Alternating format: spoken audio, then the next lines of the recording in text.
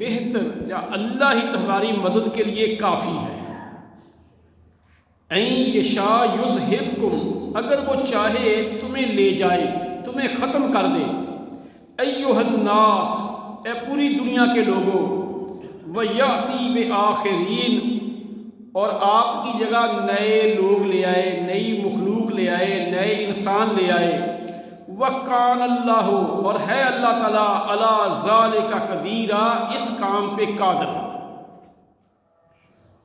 دیکھیں، ہمیں دنیا کے اندر بہت ساری چیزوں کا تعارف ہے کیونکہ اس سے واسطہ پڑتا ہے، ان کی پہچان ہے۔ سب سے کم پہچان سچی بات ہے لوگوں نے وما قدر اللہ حق قدر ہی، جس طرح اللہ کی قدر کرنی چاہیے تھی اس طرح لوگوں نے قدر نہیں کی۔ اور سب سے زیادہ تعارف، سب سے زیادہ پہچان اللہ کی نبیوں کو ہوتی ہے۔ سب سے زیادہ اللہ کا تعارف، اللہ کی پہچان انبیاء کو ہوتی ہے۔ اسی لیے اگر انبیاء کی سیرت پڑھیں تو جو ہی اللہ کا حکم آتا ہے، اللہ کی طرف سے کوئی اشارہ ہوتا ہے، وہیں پہ وہ سرنڈر ہو جاتے ہیں۔ جیسا کہ ابراہیم علیہ السلام کو خواب آئی کہ بیٹے کو ذبح کرنا ہے، کوئی سوچا نہیں، کوئی مشورہ نہیں کیا، کوئی ڈیلے نہیں کی، کوئی سستی نہیں کی، کہنے لگے قال یا بنی انی اری فی المنام انی اذبحک فانظر ماذا تری، کیا بیٹا میں نے خواب دیکھا ہے، میں تجھے ذبح کر رہا ہوں، تیری رائے کیا ہے؟ اس نے بھی کہا کہ ابو جی میں دوستوں سے مشورہ کر لوں، امی سے پوچھ لوں، سوچ لو ابو جی یہ تو بہت بڑا مسئلہ ہے، میں تو ختم ہو جاؤں گا۔ کہتے نہیں، یا ابت افعل ما تؤمر، اللہ کی ہے رب جان، جو تمہیں اللہ نے آرڈر دیا کر دو۔ اب ہمیں تو پتہ ہی نہیں کہ میری زندگی کس کے اختیار میں ہے۔ خدا نہ کرے کہ ابھی اٹیک ہو، کیا دنیا کے سارے لوگ ڈاکٹر مجھے بچا لیں گے؟ اگر بچا سکتے ہوتے تو ڈاکٹر خود نہ بچ جاتے، وہ دنیا سے کیوں جاتے؟ سائنسدان بڑی بڑی نئی نئی ایجادات کرتے ہیں، بڑے بڑے کام کرتے ہیں، کیا انہوں نے خود اپنے آپ کو بچا لیا؟ یعنی پاکستان کے سائنٹسٹ ڈاکٹر قدیر صاحب کہاں ہیں؟ اس لیے ہے وَلِلَّهِ مَا فِي السَّمَاوَاتِ وَمَا فِي الْأَرْضِ، جو کچھ اس آسمانوں میں ہے، زمینوں میں ہے، وہ اللہ ہی کا ہے۔ نہ سائنٹسٹ بچا سکے، نہ بڑے بڑے جرنیل، کہاں ہے چنگیز خان، کہاں ہے ہلاکو خان، کہاں ہے فرعون، کہاں ہے نمرود، کہاں ہے شداد، کہاں ہے حمان، چلو ان کو چھوڑے، کہاں ہے محمد رسول اللہ صلی اللہ علیہ وسلم، کہاں ہے خلفائے راشدین اور صحابہ؟ یعنی انسان سمجھتا ہی نہیں کہ میں کون ہے، مجھے کس نے پیدا کیا، مجھے کس لیے اللہ دنیا پہ لایا ہے، یعنی کام کرنے کے مقصد کو سمجھتا ہی نہیں۔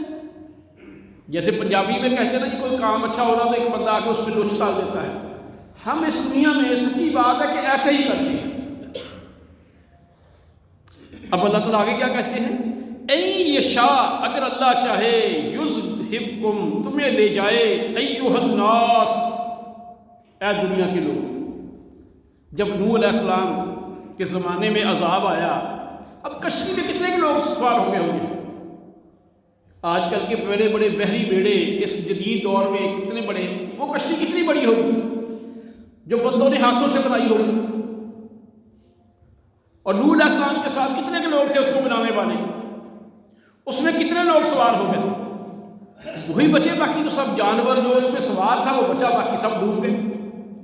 اور ابن تیمیہ رحمۃ اللہ علیہ نے بڑی نکتے کی بات کی، بڑی نکتے کی بات کی، کہتے ہیں کہ وحی کے آگے جب عقل استعمال کی جاتی ہے تو پھر وہ ڈوبتے ہی ڈوبتے ہیں۔ یعنی جو لوگ وحی کے مقابلے میں اپنی عقل استعمال کرتے ہیں وہ ڈوبتے ہی ڈوبتے ہیں۔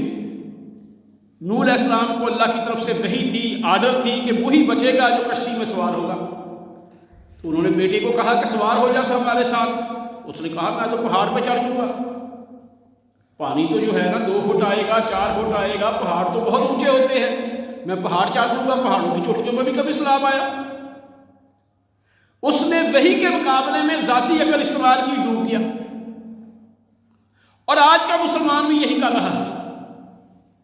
پہلی بات ہے کہ ہمیں وحی کا علم ہی نہیں، یہ فلاں بابا جی نے کہہ دیا، فلاں نے کہہ دیا، فلاں نے کہہ دیا۔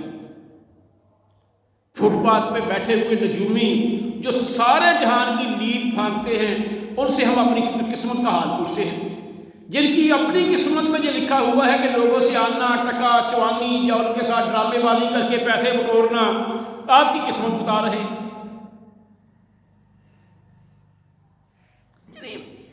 ہم نے کہاں عقل کو چھٹی دے دی ہے؟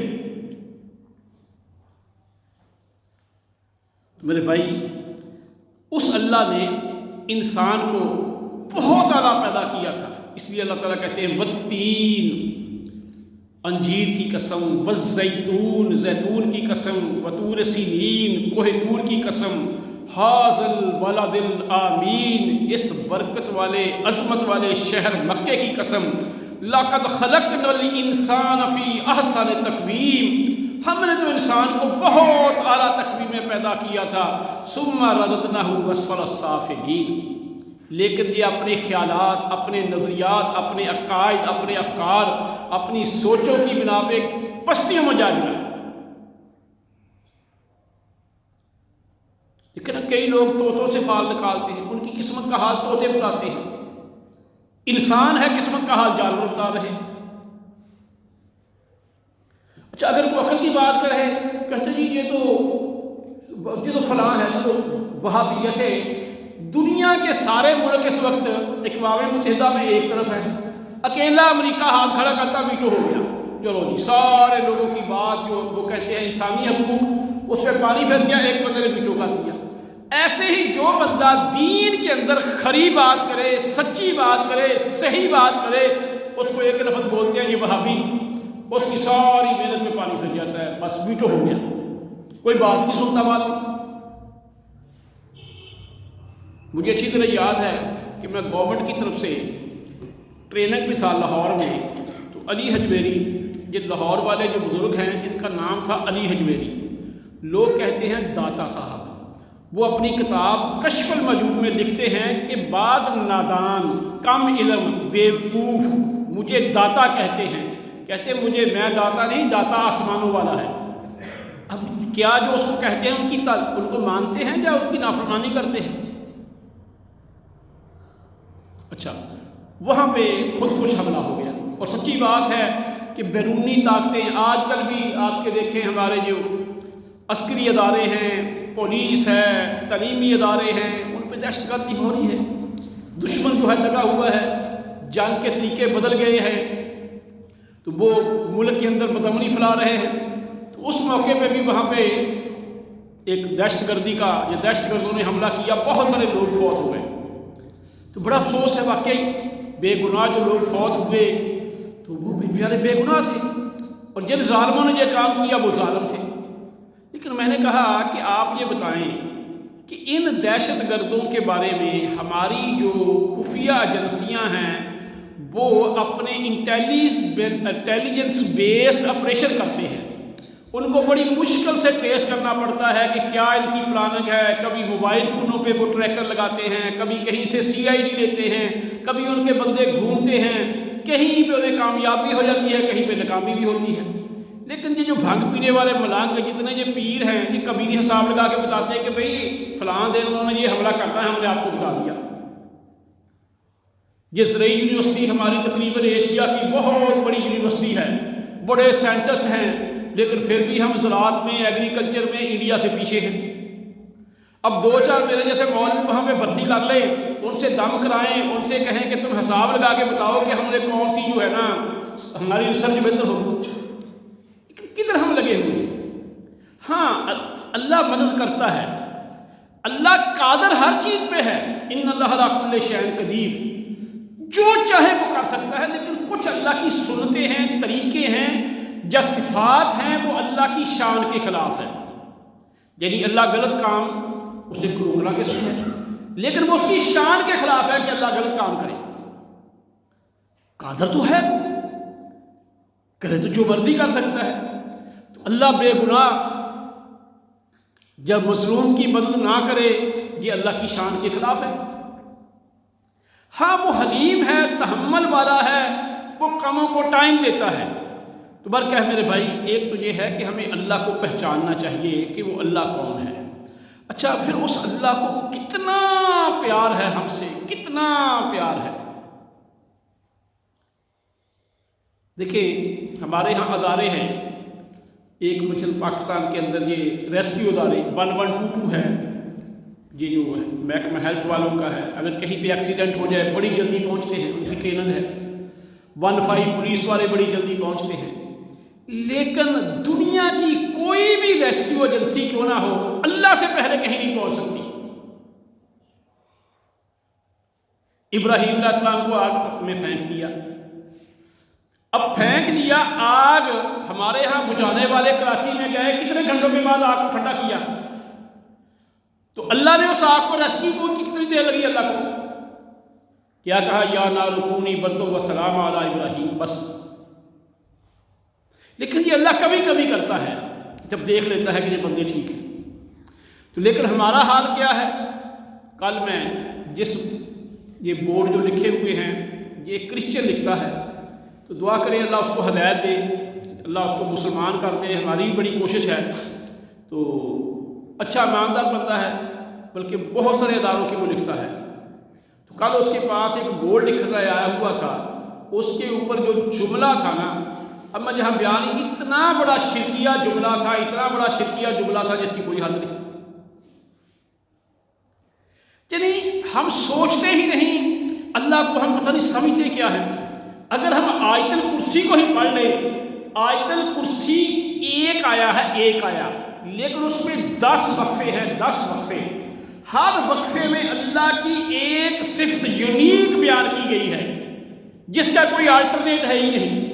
یعنی پہلی اللہ لا الہ الا ہوا، اللہ وہ ہے جس کے سوا کوئی اور معبود نہیں۔ الحی القیوم، حی کے معنی جب کچھ نہیں تھا اللہ تھا، جب قیامت آ جائے گی، فنا ہو جائے گا، پھر کون ہوگا؟ اللہ ہوگا۔ قیوم کے معنی یہ ساری کائنات کا سسٹم اللہ چلا رہا ہے۔ کون چلا رہا ہے؟ اللہ۔ اس کائنات کو کون تھامے ہوئے ہے؟ اللہ۔ اور ہمارے ہاں پیارے جاتے ہیں، کبھی وہ تباہ ہو جاتے ہیں، جنگی طیارے بھی تباہ ہوتے ہیں، یعنی انسانوں کے بنائے ہوئے سسٹم آپ کے سامنے ہیں۔ لیکن اللہ نے جب سے یہ کائنات بنائی ہے، یہ سورج، یہ چاند، یہ ستارے، یہ زمین، یہ سارے ہی اپنے اپنے آربٹ میں گردش کر رہے ہیں۔ کبھی ان کے اندر کبھی آپ نے ڈلے دیکھا؟ کبھی آپ نے اس کے اندر کوئی سکون دیکھا؟ اللہ تعالیٰ نے تو خود چیلنج کیا کہ ان کو بار بار دیکھو، بار بار دیکھو، تو ہماری آنکھیں ذلیل و خوار ہو کے تھک کے واپس آ جائیں گی، لیکن اللہ کی تخلیق کے اندر تمہیں کوئی نقص نظر نہیں آئے گا۔ تو اب کیا ہے؟ اس سسٹم کو چلانے والا ہے، قیوم ہے۔ لا تاخذہ سنۃ ولا نوم، نہ اسے نیند آتی ہے نہ اونگ آتی ہے۔ اب کیا ہے کہ بندہ سو رہا ہے، اسے قتل کر دیا گیا۔ ابو لولو تھا، صحیح بخاری میں ہے، اس کا بہت بڑا قلعہ تھا، مسلمانوں کا بڑا دشمن تھا، اور رسول اللہ صلی اللہ علیہ وسلم نے اس پہ ایک صحابی کو بھیجا کہ اس کو قتل کرنا ہے۔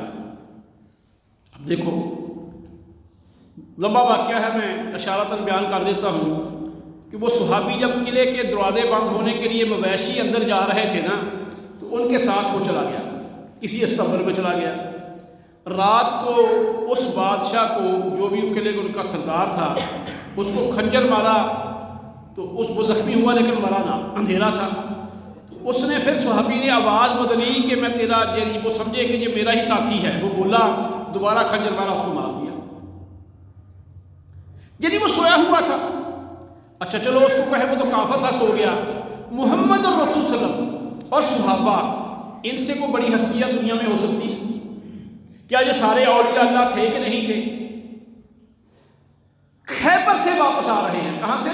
خیبر فتح کر کے واپسی پہ ایک جگہ صحابہ نے ٹھہرائے تو رات کافی گزر چکی تھی، تو سونے لگے۔ آپ نے فرمایا فجر کی نماز جاتی رہے گی۔ کیا جاتی رہے گی؟ فجر کی نماز۔ کہاں سے آ رہے ہیں؟ خیبر سے۔ ہماری روزانہ ہی جاتی ہے، نہ ہم نے اپنا لائف سٹائل چینج کیا اس کے مطابق، نہ کاروبار چینج کیے، نہ کچھ اور۔ یہ فکر ہے کہیں نماز نہ رہے۔ تو حضرت بلال رضی اللہ تعالیٰ کہنے لگے کہ آپ سو جائیں، میں پہلا دیتا ہوں، میں جاگتا ہوں، انشاءاللہ نماز میں اٹھا دوں گا۔ اب ہوا کیا کہ وہ بھی سو گئے، کسی کو بھی جاگ نہیں آئی۔ صبح سورج نکلا، کرنیں پڑی تو اللہ کے رسول سب سے پہلے جاگے۔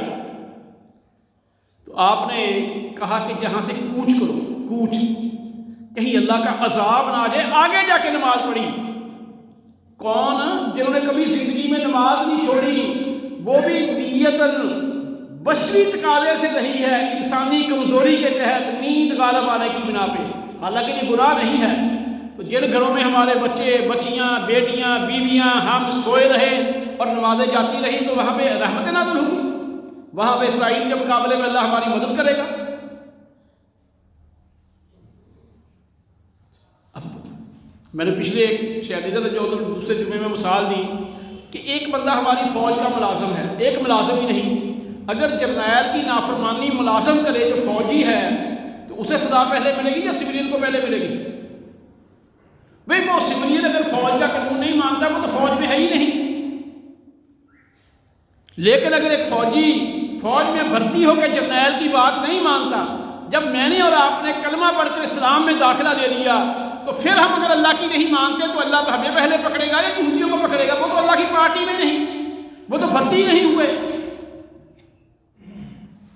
ایک جہاں روڈ پہ بچہ جا رہا ہے وہ میری بات نہیں مانتا، ایک میرا بیٹا نہیں مانتا، بتاؤ غصہ کس پہ آئے گا مجھے، یا کس کے اوپر میرا حق ہے؟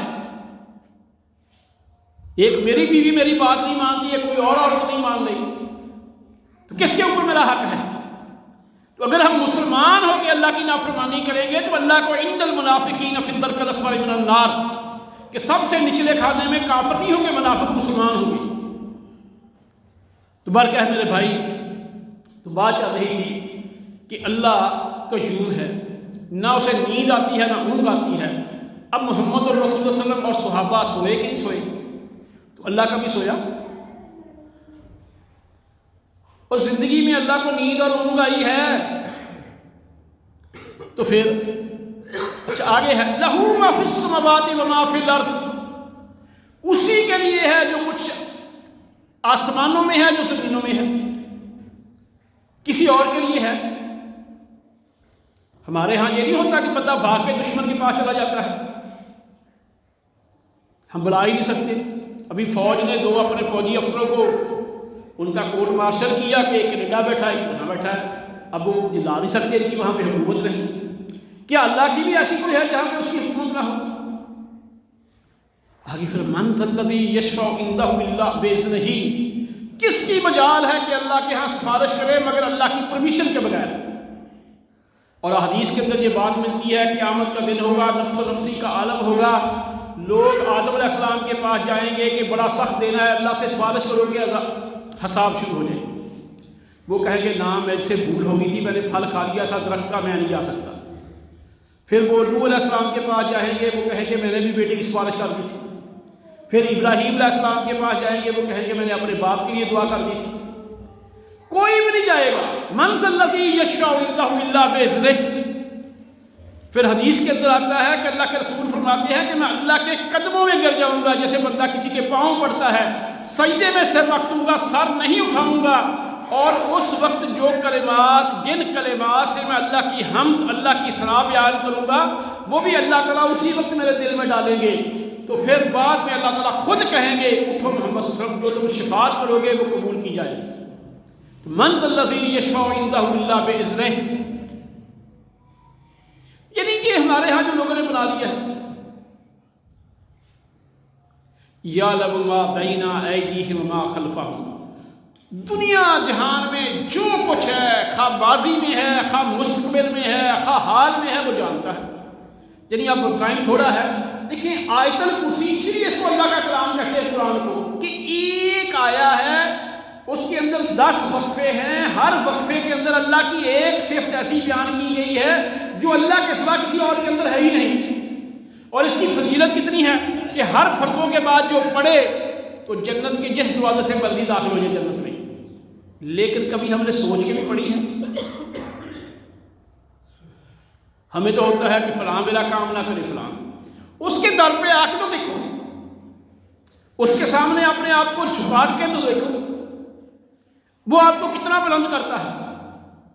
بلال حبشی کو رضی اللہ تعالیٰ عنہ، جن کو لوگ ٹانگوں میں رسی ڈال کے بازاروں میں گھسیٹتے تھے، دہتے ہوئے انگاروں پہ لٹا دیتے تھے، تو ان کو جب محمد صلی اللہ علیہ وسلم معراج پہ گئے، قدموں کی آہٹ اللہ کے رسول کے کانوں میں کس نے ڈالی؟ اللہ نے۔ کس نے بلند کیا؟ قرآن کے اندر کتنے صحابی ہیں؟ تو حضرت زید کا نام آیا جو غلام تھے، یعنی اللہ جس کو چاہے بلند کر دے۔ حضرت زید کا نام قرآن میں ہے، آپ کی پھوپھی زاد بہن زینب کے ساتھ نکاح بھی ہوا تھا۔ اب ان کا تذکرہ، ان کو مقام اتنا اونچا کیوں ملا کہ جب ان کے والد اور چچا ڈھونڈتے ڈھونڈتے اللہ کے رسول کے پاس پہنچ گئے، ہوا یہ تھا کہ ان کو جیسے آج کل لوگ بچے اٹھا لیتے ہیں، ان کو بھی کسی نے اغوا کر لیا تھا۔ عکاظ کے مقام پہ ایک میلہ لگتا تھا، وہاں پہ سیل کر دیا تھا، حکیم بن حزام نے خرید لیا تھا، انہوں نے حضرت خدیجہ کو گفٹ دے دیا تھا، حضرت خدیجہ نے اللہ کے رسول کو دے دیا۔ جب ان کے والد اور چچا آئے یہ سمجھدار تھے، تو انہوں نے کہا اللہ کے رسول کو کہ آپ کو ایسے نہیں، آپ نے بچہ کہیں سے خریدا ہے، جتنی قیمت میں دی ہے وہ لے لیں، ہمارا بچہ ہمیں واپس کر دیں۔ آپ نے حضرت زید کو بلایا کہ یہ کون ہے؟ کہنے لگے ایک میرے والد صاحب ہے، ایک چچا جان ہے۔ آپ نے فرمایا کہ آپ کو لینے آئے، کہتا میں ان کے ساتھ نہیں جاؤں گا۔ یعنی ماں باپ کو چھوڑا، اللہ کے رسول کا ساتھ دیا۔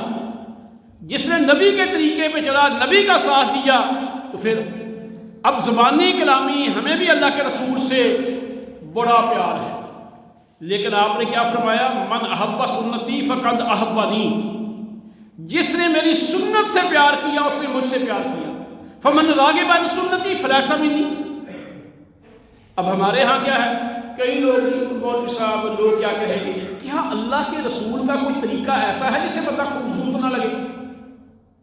اور بھئی اگر ہونڈا کمپنی، ٹویوٹا کمپنی یا اور کوئی اچھی کمپنی جو گاڑیوں والی ہے، اس نے اپنی ایک بڑی اعلیٰ گاڑی بنائی ہے تو لوگ اس کو فخر سے خریدتے ہیں، حالانکہ یہ مخلوق ہے اور اللہ کے رسول کی باتیں من جانب اللہ ہے۔ تو آپ کا کوئی طریقہ ایسا ہو سکتا ہے جو ہمارے لیے عزت کا باعث نہ ہو؟ یعنی جو بھی رسول صلی اللہ علیہ وسلم کا طریقہ ہے، کیونکہ یقین جانیں کہ سبجیکٹ کو جیسے کام کرنے کے موقع ملے ہیں، ان کو سائنٹیفکلی دیکھ لیں، ان کو جدید ریسرچ کے اصولوں کے مطابق دیکھ لیں، ان کو دیکھ لیں کہ ان کا بینیفٹ کیا ہے۔ اس سے بہتر طریقہ ممکن ہی نہیں کہ ہو جائے کوئی اور۔ میں نے کئی دفعہ کئی مثالیں دی ہیں کہ رسول اللہ صلی اللہ علیہ وسلم انگوٹھی دائیں ہاتھ میں پہنتے تھے، بائیں میں نہیں پہنتے تھے۔ اب طہارت کیسے کرتے ہو؟ بائیں سے۔ اگر انگوٹھی ہوئی تو اس کے نیچے غلاظت کے ذرے چلے گئے تو آپ نے کون سا کہ انگوٹھی کھول کے اس کو دھونا ہے؟ جب آپ نے دائیں میں پہنی تو آپ کو یہ نہیں۔ تو یہ باتیں ایسے، اور کوئی بات دیکھ لیں، کوئی طریقہ آپ کا ایسا نہیں جس کے نہ فوائد نہ ہوں۔ امام الانبیاء حضرت محمد رسول صلی اللہ علیہ وسلم، چلو روزے کو لے لیں، لوگ پہلے کہتے تھے سمجھ میں نہیں تھا، سائنس نے ترقی نہیں کی تھی کہ گرمی کا موسم ہے، شدت کی گرمی ہے، لوگوں نے مزدوری کرنی ہے، بھوکا پیاسا انسان مر رہا ہے، تو اب یہ تو بڑا مشکل ہے، یہ تو بڑا ظلم والی بات ہے۔ تو آج کی جدید سائنس کہتی ہے جس کو کینسر کو روکنے کی تجاویز یا ریسرچ پہ نوبل انعام ملا ہے نا، جاپان کا سائنٹسٹ ہے، جاپان کا، اس نے کیا کہا کہ یہ جو فاسٹنگ ہے نا، فاسٹنگ، انٹرمیٹنٹ فاسٹنگ، اس سے وہ سیل، وہ خلیے، وہ باڈی کھا جاتی ہے جب بندہ نہ بھوکا رہتا ہے، پیاسا رہتا ہے، جو نقصان دہ ہے۔ یعنی یہ کینسر کا بہت بڑا علاج ہے، اور ایسے ہی یہ روزہ بہت ساری بیماریوں اور کا بھی علاج ہے۔ ہم نے اس لیے نہیں رکھنا کہ یہ علاج ہے، ہم نے اس لیے رکھنا ہے کہ ہمارے مالک اور خالق کا حکم ہے، بس میں اس کا غلام ہوں، میں اس کا بندہ ہوں، وہ جو مرضی آرڈر دے۔ جیسا کہ حضرت حاجرہ رضی اللہ تعالیٰ عنہ کو جب بیوی بچے کو جنگل میں چھوڑ گئے، ابراہیم علیہ السلام کو آوازیں دی، انہوں نے مڑ کے نہیں دیکھا، پھر کہنے لگی کیا اللہ کا حکم ہے؟ کہنے لگی ہاں اللہ کا حکم ہے۔ آگے سے کہنے لگی اللہ پھر ہمیں ضائع نہیں کرے گا۔ کیا اللہ نے پھر ان کو ضائع کر دیا تھا؟ وہ کس نے بجایا تھا ان کو؟ کس نے آب زمزم جاری کیا تھا جو آج تک جاری ہے وہاں پہ؟ اس سے بہتر دنیا کا کوئی پانی نہیں ہے۔ جتنی منرل واٹر بنانے والی کمپنیاں ہیں، نینو ٹیکنالوجی، یہ بال کا لاکھواں حصہ یا 80,000واں حصہ بریک کر لیں، اسے کہتے ہیں نینو۔ یہ آج کل بڑی ریسرچز ہوتی ہیں، ہم بھی الحمدللہ، میرا بھی ابھی ریسرچ پیپر کئی آئے ہیں اس میں، سائنس میں، فزکس میں۔ تو اس کے مطابق جیپنیز نے ریسرچ کی ہے کہ اس پانی کا آلٹرنیٹ کوئی نہیں۔ اس پانی کو دوسرے پانی میں ملائیں تو اس کا ایک قطرہ دوسرے پانی کے 1000 قطرے کو اپنے جیسا کر دیتا ہے، خود اس جیسا نہیں ہوتا۔ تو یہ کس نے وہاں سے نکالا تھا؟ آج تک ہے آپ کے سامنے۔ دوسرا پانی چند دن کہیں پڑا رہے اسمیل آنے لگ جاتی ہے۔ آب زمزم آپ لاتے ہیں، سال کے بعد ہی بوتل سے نکال کے پیئیں، کبھی اسمیل آئی؟ تو یہ اللہ کی طرف سے ہے۔ کیوں؟ ایک عورت دوڑی تھی بچے کی محبت میں، پانی کی تلاش میں، لیکن حکم کس کا تھا؟ اللہ کا۔ تو اللہ سے دعا ہے کہ اللہ مجھے اور آپ کو سمجھنے، غور و فکر کرنے اور عمل کرنے کی توفیق عطا فرمائے۔ وما علینا الا البلاغ المبین۔